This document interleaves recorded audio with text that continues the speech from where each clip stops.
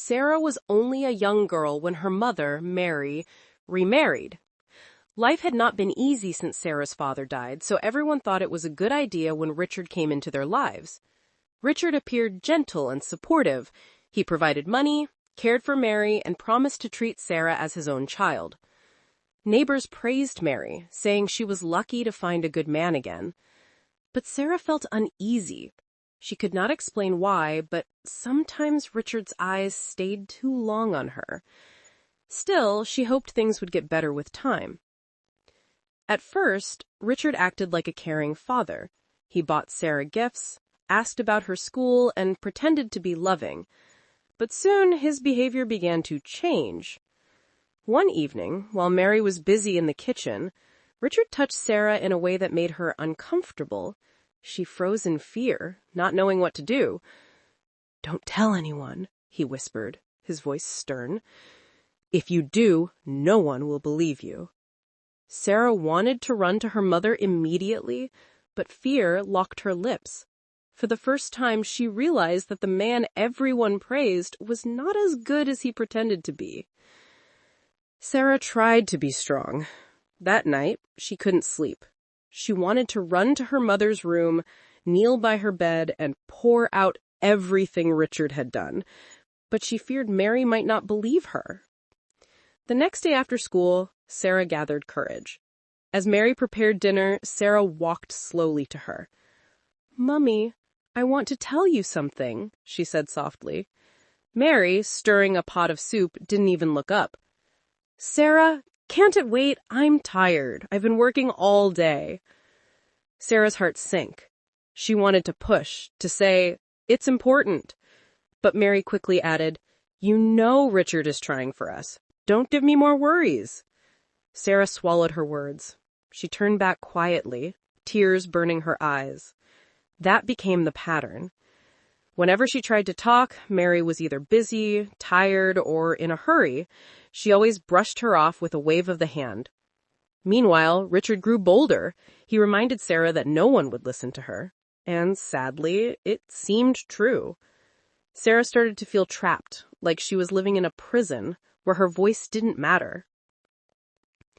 Days turned into weeks and weeks into months. Richard did not stop.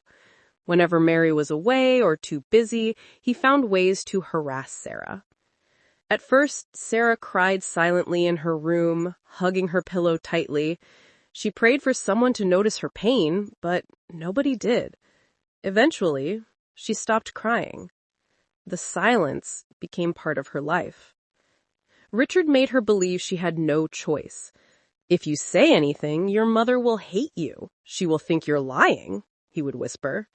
Sarah wanted to scream, but fear chained her mouth. She began to accept her fate, even though her heart was heavy. Her once bright smile faded. In school, teachers noticed she was quieter than before, but they thought she was just shy. No one guessed the battle she was fighting at home. Sarah was only a child, yet she carried a secret too heavy for her age. By the time Sarah turned older, the damage was already done. Her heart carried wounds no one could see. She no longer saw herself as a normal girl. She felt different, broken, and dirty, even though it wasn't her fault. In school, she avoided close friendships with girls. Instead, she found herself drawn to boys. Some of them teased her, others admired her, and before long, she started giving in to their attention. The first time she gave herself to a classmate, she thought it would make the pain inside go away. For a moment, she felt free, but afterwards, the emptiness came back even stronger. Still, she couldn't stop. One boy led to another, then another. To the outside world, Sarah was just another teenage girl, but deep inside, she was struggling with the scars of her stepfather's actions. She hated herself sometimes. She wanted to stop, but the habit had already taken root in her. Sarah's teenage years were full of secrets. At 16, she was no longer the shy, quiet girl her teachers once knew. Behind her books and uniform, she was living a life no one could imagine. She started sneaking out after school to meet boys. Sometimes it was classmates, other times boys from the neighborhood. She told herself she was only having fun, but deep inside, she knew it was more than that. It was something she couldn't control. Her grades began to drop. Teachers warned her, and some friends noticed she was always distracted. But Sarah didn't care. The thrill of her secret meetings gave her a kind of comfort, even though guilt followed afterward. At night, she lay awake, wondering why she was different. Why couldn't she just be like other girls who dreamed of school, careers, and a better future? Instead, she felt chained to desires she didn't understand. Richard was still in the picture, never stopping, and that made things worse. Sarah lived in confusion, caught between fear at home and reckless choices outside. By the time Sarah was 17, rumors about her started spreading in the community. Some neighbors whispered that she was too close to boys. Others called her wayward, not knowing the hidden pain that drove her. She had encounters with classmates after school, sometimes even sneaking into their homes when their parents were away. With neighbors' sons, she exchanged quick meetings that left her feeling empty afterward. To everyone else, Sarah looked like a teenager making bad choices. But inside, she was struggling with a storm she couldn't control. She wanted to stop, but each time she tried, the pull pulled her back even stronger. Her mother, Mary, noticed little things: late returns, secret phone calls, missing concentration, but she dismissed them as normal teenage behavior. She had no idea that her daughter's life was spinning out of control right under her nose.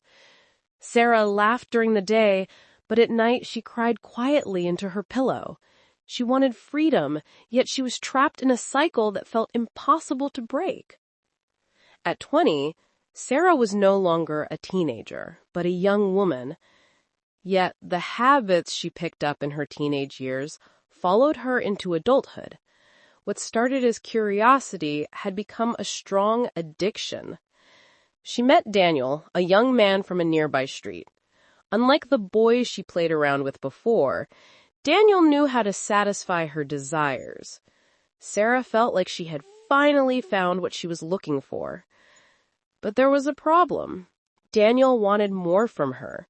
To keep him close, Sarah began giving him money and gifts. She told herself, "At least he makes me happy." But deep down, she knew she was becoming a slave to her desires. Even with Daniel in her life, Richard still didn't stop. Whenever he found an opportunity, he continued disturbing her. Sarah felt trapped between the past that haunted her and the present that enslaved her. She wanted to stop. She even prayed at times, but the pull was too strong. Her body craved what her heart hated. Sarah's life grew more complicated when her younger stepbrother David began to notice her differently. He was just a teenager, but curiosity made him bold. At first, Sarah tried to ignore him. But one quiet afternoon, when the house was empty, their closeness crossed into something it should never have been. It happened once, then again, until it became a secret between them. Both knew it was wrong, both felt guilty, yet they also found themselves drawn back to each other. For Sarah, it was another escape. For David, it was confusing excitement. Richard had no idea. Mary was too busy with work as always. The two lived under the same roof as a family, yet carried a dangerous bond in secret. Sarah sometimes stared at herself in the mirror and whispered, "What have I become?" She wanted to stop, but the damage of her past had tied her down. One Saturday afternoon, Sarah and David thought the house was empty. Mary was at work, and Richard had gone out earlier. They felt safe. But Richard returned home suddenly. As he stepped into the sitting room, he froze. His eyes widened in disbelief. There, before him, were Sarah and David, caught in the act. "Jesus Christ!" Richard shouted, his voice shaking the walls. "What nonsense is this?" Sarah jumped in fear, her heart racing. David trembled, unable to say a word. Richard's face turned red with anger as he stormed toward them. You, he barked at Sarah, you were destroying my son. Sarah's hands shook. This time, fear mixed with anger. For years, she had endured his torment silently, but being accused for something he started in her life broke her spirit. Richard's voice thundered through the house. You shameless girl! How dare you drag my son into your filth? Sarah, still trembling, looked straight at him for the first time. Tears filled her eyes, but anger burned in her heart. Don't you dare call me shameless. You are the reason my life is like this. Richard's mouth fell open. For years, Sarah had been silent. He never expected her to fight back. You destroyed me, Sarah cried. From when I was a child, you touched me, you forced me, and I had no one to tell. Mummy never listened. You made me what I am today. Richard staggered back. For the first time, guilt flashed across his face, but anger quickly covered it. So you think that gives you the right to spoil David too? He roared.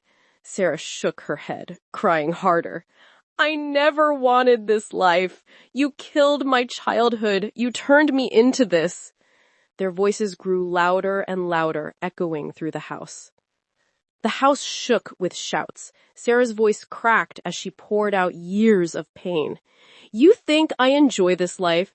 You think I'm proud of what I've become? She cried, pointing at herself. Every night I cry myself to sleep. But you planted this in me. Richard's anger began to fade. His shoulders dropped as he listened to her. For the first time, he saw not just a young woman in rebellion, but a broken child still hurting inside. He covered his face with his hands. Sarah, he stammered, unable to finish his words. Part of him wanted to deny it, but deep inside, he knew she was right. Sarah's tears flowed freely. You ruined me. You stole my innocence. You turned me into an addict. And now you blame me for what your son and I did? Look at what you've caused. Richard's lips trembled. He wanted to be angry, but guilt weighed heavier than his rage. As the shouting match continued, Mary returned from work. Before stepping inside, she paused at the door, hearing the angry voices. Curiosity made her stand still and listen. At first, she thought it was just another family quarrel, but then she heard Sarah's words clearly. You abused me since I was a child, Richard. You destroyed my life. Mary froze. The bag in her hand slipped to the floor. Her heart pounded as she leaned closer to the door. Sarah's sobs echoed, followed by Richard's broken voice. Sarah, please, I didn't mean for it to go this far. Mary's legs shook. Tears welled in her eyes as she realized the truth she had ignored for years. All those times Sarah tried to speak, all the moments she brushed her off, came rushing back like a flood. Her daughter had been crying for help, and she had been too busy to listen. Mary could not hold herself any longer. She pushed the door open and stepped inside. Tears streamed down her face as she looked at her daughter and her husband. Sarah, she whispered, her voice breaking, my child, why didn't you tell me again and again? Sarah fell to the floor, crying. I tried, Mama. I tried to tell you, but you never listened. You said you were busy. You chose him over me. Mary covered her mouth, trembling with guilt. She turned to Richard, her eyes blazing. How could you? You promised to protect us, yet you destroyed my daughter. Richard bowed his head in shame. Words failed him. Mary knelt beside Sarah and pulled her close. Forgive me, my child. I should have been there for you. I should have listened. David, standing silently in a corner, also wept. The family was broken, yes, but it was not the end. With courage, honesty, and support, healing could begin.